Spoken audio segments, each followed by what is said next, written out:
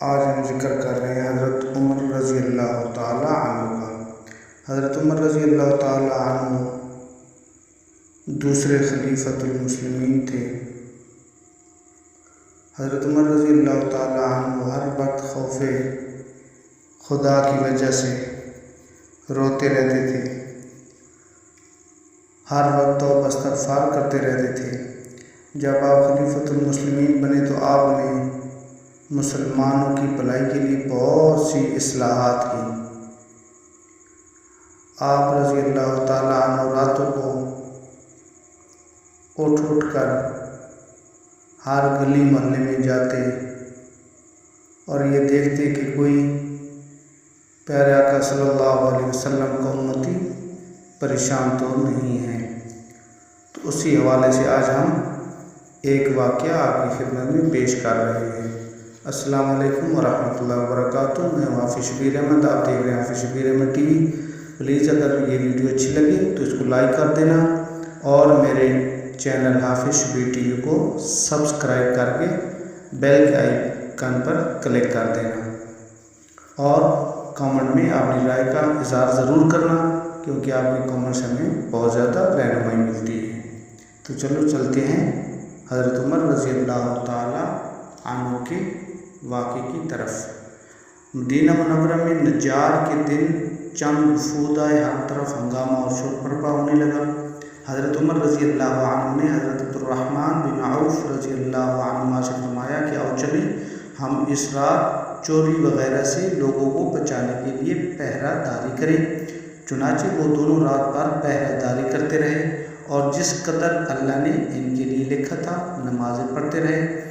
اسی دوران حضرت عمر بن خطاب رضی اللہ عنہ نے کسی بچے کے رونے کی آواز سنی تو آواز کی طرف متوجہ ہوئے اور جا کر اس کی ماں سے کہا، جو اس کو چپ کرانے کی کوشش کر رہی تھی، خدا کا خوف کرے بندی، اپنے بچے کا خیال کر۔ یہ کہہ کر اپنی جگہ واپس تشریف لے گئے۔ پھر تھوڑی دیر کے بعد بچے کے رونے کی آواز آئی تو دوبارہ اس کی ماں کے پاس گئے اور اسی طرح اس کو سمجھا کر واپس آ گئے۔ رات کے آخری حصے میں اس بچے کے رونے کی پھر آواز آئی تو حضرت عمر رضی اللہ عنہ اس بچے کی ماں کے پاس آئے اور سختی سے کہا کہ تیرا ناس ہو، لگتا ہے تم بری ماں ہو، کیا بات ہے کہ تمہارا یہ بچہ ساری رات بے چین رہا؟